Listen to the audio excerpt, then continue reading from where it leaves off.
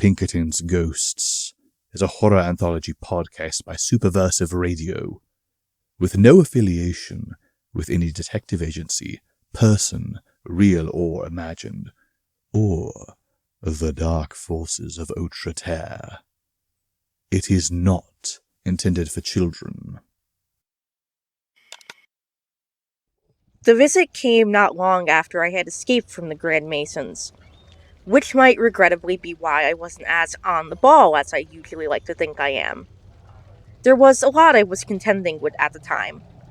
Rebuilding an entire organization that had been reduced to just 3 agents, not to mention readjusting to a missing limb, would be a lot for anyone to deal with.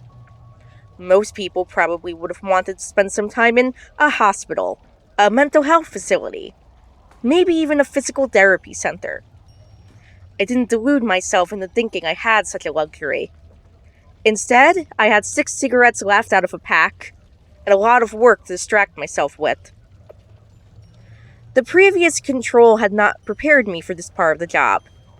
The bureaucracy, and especially not this form of it. Before the purge, the Paranormal Pinkertons were invitation only. At this point, I realized rather quickly that I didn't have the luxury for something so exclusive. Instead, I was putting feelers out everywhere I could think of. Some offers came from days, people looking to transfer, and some people pulling me toward veterans that I might persuade out of retirement. But I wasn't going to make the same mistakes my predecessors did. Keeping corruption out of the Paranormal Pinkertons meant doing my due diligence. It meant background checks, interrogations, and if possible, wiretapping phones. Worse. I was not taking any more chances. That took time. That took work. It meant taking on a case when other people were too busy. An agent from Days had made the call. An unusual case, he had said. We felt like it was more suited to your people. Or maybe, I couldn't help but think, they were throwing something our way because they were taking pity on my efforts. No matter, I supposed. A case was a case. That was how I had ended up at the rendezvous point, in a little diner that didn't ask questions after 1 a.m. I found those often made the best places for these sorts of meetings when you wanted to be discreet. Case in point. When my contact walked in, all barely 4 feet of him wearing a trench coat that had the collar flipped up to hide his face, the waitress didn't spare a second glance when she put down the menu. Public place? His voice was strange. I don't exactly have a deep one, but he made my vocal range sound positively bass, comparatively. I assure you, I am confident that no one will be concerned with our discussion, I said. Have you ever been in a diner at 3 a.m? Too often these days. Too often. He held his hand out, fuzzy and black like it was covered in felt. It felt just as soft when I shook it. You smoke? I asked, and I grabbed a pack from my coat and tapped it against the table so 1 stick fell out. I let the pack fall onto the table as I reached for it. My strange visitor chuckled. I haven't been allowed for a long time, he said. Bad for the kids. You have kids? I asked. Something about him felt off. It wasn't the furriness or the strange voice, or even the hiding of his face. I hadn't faced that particular combination of bizarre yet, but I had certainly faced bizarre. And what's more, far more dangerous bizarre. So far his brand had been rather benign. No, what I was catching was that he seemed nervous. I was trying to put him at ease. I am not exactly great at that, but I was trying. The opposite comes to me easier. No, he said, not any. Probably not ever. With a cigarette clenched between my teeth, I grabbed my lighter. Around the cigarette, I told him, So I'm sure whoever from Days gave you my information told you who I was. I am Control, and I handle case management for the Paranormal Pinkertons. Since we're short-staffed at the moment, I will be taking a more hands-on approach for the foreseeable future. So, I turned my head so I wouldn't hit him in the face with a lungful of smoke. "Who are you, and why are we here?" "Call me Mickey." The waitress came. Without looking at her, he said, "Omelet. Extra cheese. Rye toast." She walked away. Mickey pulled from an inside pocket of his coat a photograph. He slid it across to me, face down, across the table. "Down to brass tacks," he said. "I need help finding someone. Someone very important to me." I raised an eyebrow. I flipped it right side up. I frowned. "You have got to be joking," I said. "Really? Is this some sort of joke? The Days want to welcome me back with some sort of roast?" It was a black and white photo. Impossible to mistake. Minnie Mouse. A very old-timey version of Minnie Mouse, but still obviously her. Large bow and everything. I slid the photo back to him in disgust. Mickey didn't answer right away. Instead, he tipped his hat back. The first thing to notice when the hat came off was the large, circular ears that popped out and regained their shape from being jammed into his hat. Then his muzzle, pure white. His nose perched at his tip like a black grape tomato. I blinked. I was staring at my childhood, and my childhood stared back at me, dripping in film noir. "Still think this is a joke?" Mickey asked. "Corporate has many. We promised them 95 years and they're not holding their end of the bargain." "Well, vampires aren't devils, but they certainly aren't known for their honesty," I answered. My tongue almost felt numb as I spoke. But what else was I supposed to do? This was certainly Mickey Mouse. What else could this be but paranormal? It fell within my purview. I saw in my peripheral vision the waitress coming back with the food. I reached forward and grabbed the brim of his hat. "Cover yourself," I hissed, pulling it back down to cover his face. The food was placed down in front of us. "Please," Mickey said, leaning in and clasping his little black paws together. "I managed to escape, but Minnie is still out there." To my understanding, wouldn't she be in California? Or Florida? That's what they wanted me to think. No, they've been moving her from warehouse to warehouse, trying to keep me off the trail. Pattern makes me think they'll probably be moving her to another tomorrow night. And when they move to what I presume will be an armored car for transport, that's the opportunity we have to grab her before they get away again. I finished. He nodded. I took a deep breath, closing my eyes. What actual choice did I have? Beggars couldn't be choosers. I grabbed a piece of toast. "Okay," I said, taking a bite. "Let's talk plans, 10. I need details." For the remainder of the time I had before the big rendezvous, I pored over my predecessor's files, trying to find anything that could help me better understand what was happening. I theorized a fae using some sort of shape-shifting illusion, a hallucination, an eldritch reality-bending being. Nothing quite fit. Vampires calling upon reality-warping beings to help them create cartoons for children seemed plausible enough, insofar as I had seen enough that it would be foolish to dismiss anything as implausible. But that didn't exactly explain what Mickey was.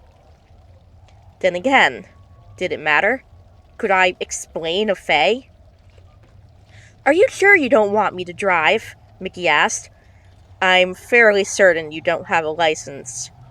I had gotten an old used car modified for one-handed driving, no legitimate license plate, and it blended in easily enough. "I can still drive." "You couldn't even reach the gas pedal," I snapped. "Turn here." I turned down an alleyway. It was so narrow I was almost afraid the car would not fit. I was a little relieved when Mickey told me, "Stop the car." I did. "I can hear them," he said. "They're around this corner." Good. I got out. Mickey joined me and I opened the trunk. "Wow," he said. "You sure came prepared." "Vampires are no laughing matter," I answered. Inside were several garlands of garlic, a bundle of wooden stakes wrapped up like firewood, and a case which, upon opening, contained vials of holy water. And, of course, multiple pistols. I grabbed one, placing it in its holster along with a few stakes, as well as grabbing a small ring that was in the same briefcase as the vials of holy water. It was a dick ring, with an emerald affixed to it. "What is that for?" "With any luck, you won't need to know," I answered curtly. No, I never thought I'd have to say this, but... "Mickey, do you need a gun?" He took one. We hid behind the car as headlights cast a sliver of light as it passed by the small alleyway. There was the sound of a garage door opening, the car stopping. Voices. "Got the cargo?" a voice asked, high-pitched and slippery. "Yeah, had to muscle it too. Can't let her ruin the voice. We've got new episodes of Mickey Mouse Clubhouse and the tapes are due in a week." "And the other one?" "Haven't found him yet. We've got a guy in the meantime, but hey, still better than paying for two of them, right?" Mickey poked his head over the hood of the car. "Minnie!" I looked. There were 4 vampires. The driver who got out of the car, the man that had walked out to meet him, and 2 more that walked out holding a cage. All of them were wearing dark suits. It was too dark to make out exact colors, but I imagined carrying shades of black and navy blue, sharp teeth glinting, and eyes catching what little light there was when they turned their heads. And Minnie, there, in the cage, muzzled and thrashing against her bound wrists, her hat having fallen off her head as she struggled. "I'm coming, Minnie!" "Wait, damn it!" I got to my feet from behind the car as Mickey jumped into the fray. The vampires that weren't holding the cage turned and looked at him, and, to their credit, Mickey Mouse running at them full speed with murder in his eyes was taken without so much as flinching. Mickey reared back his fist as one of the vampires pulled a pistol. There was a wind-up sound as his fist spun like a windmill, and right before he could shoot, Mickey got him in an uppercut. Arms stretching out farther than what should have been reasonably possible, and landing the man flat on his back in a little dust cloud. I stepped out, pointing my gun. "This can all be over quickly if you just give up the mouse and go," I said. They dropped the case, turned to me, and hissed, bearing an entire mouth of too many teeth. Well, it was worth a shot. Bullets do not kill vampires, but they certainly help to slow them down. And a mobile vampire isn't easy to stake vampire. It took 3 shots to the chest for the first one to fall. 3, I mouthed to myself. Clip had 7. Mickey was busy with 2 of them, bobbing, weaving, and ducking around them. But one managed to get so close I could smell the metallic scent of his breath. I had to drop the gun. I reached for a stake on my belt and raised it just as the vampire barreled into me. The stake pierced his chest as we both hit the ground. I felt the fangs at my throat, heard the crack of a rib, the force of the fall driving the wood in. The vampire was still. I managed to get my arm out from under him and felt my neck. I could feel 2 little indents where the teeth had started to press against my neck. But no blood. They didn't pierce. I pushed the body off of me, the vampire's eyes having rolled into the back of its head. Before I could get up, I heard a click. It was just a split second that I saw the vampire's shining red eyes looking down on me, gun in hand and about to pull the trigger. I would have rolled out of the way. I started to. But Mickey jumped in front of the gun. Mickey! Except it wasn't the heroic sacrifice I thought he was making. The gun did not fire so much as it exploded. The metal peeled back like a banana, and the vampire stumbled backwards, coughing with his face covered in black soot. Mickey pulled his finger away, blowing on the little curl of smoke. He held his paw out to help me up. The 2 vampires behind him crawled at us, faster than a man running. "Mickey, back up!" I pulled him behind me. I twisted the emerald in the ring. Click. I held my arm out as far from my face as I could, sweat starting to form on my brow. Besides a stake, the second most surefire way to ensure a vampire was dead was immolation. I turned once I got the one in front of me to get the others. Screams of pain trailed off in the hisses. Then silence. 4 scattered black, Charred corpses were around the truck and that cage. "That was a flamethrower?" Mickey said. I knelt down by one of the corpses that had previously been in charge of holding the cage. I rummaged through the pocket of his suit. I winced at the metal still hot from being set on fire, then reached for it more carefully. Gift from an old agent during better times. One can never be too prepared, I answered. I held the key out to him. I believed this could open the cage. Mickey grabbed it in both his paws. "Oh my God, yes! I'm coming, Minnie!" He kissed the key before he went to unlock the cage. Minnie was sobbing, crawling out and then clinging to Mickey for all she was worth. "Oh, Mickey, I was afraid you'd never find me." "I wouldn't give up until I did," Mickey assured her.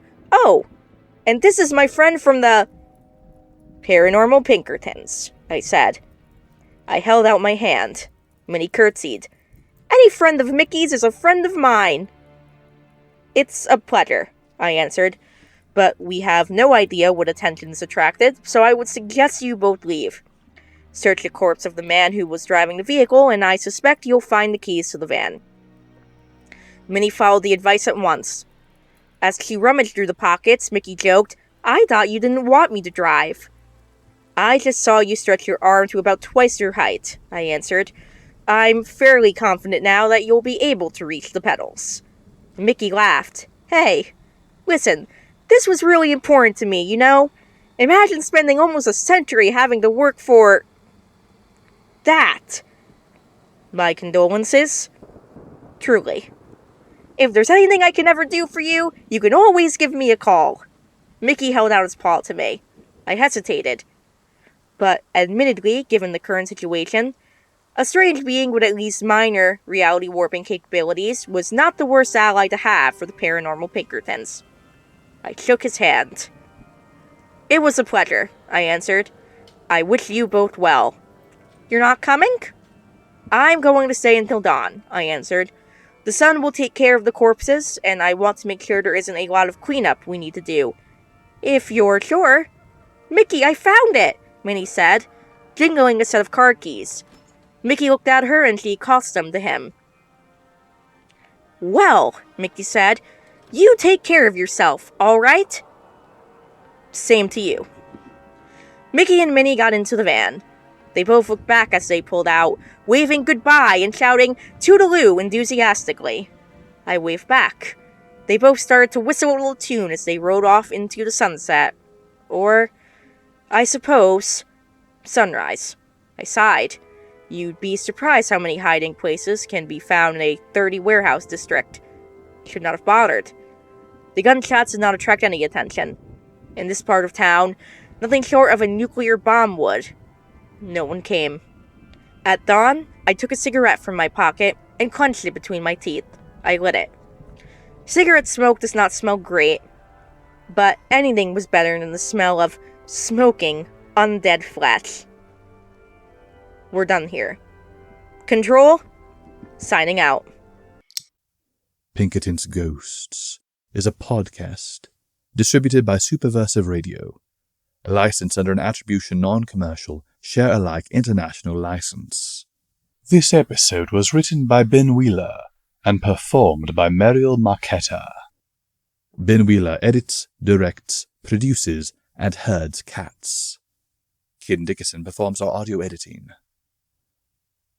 Visit us on Facebook, read articles on superversivesf.com, or listen to us on unauthorized Acast, iTunes, or Spotify.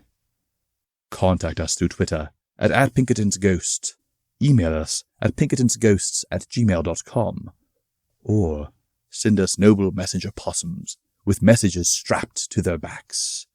Don't worry, they know how to find us. Thank you for listening, and good luck.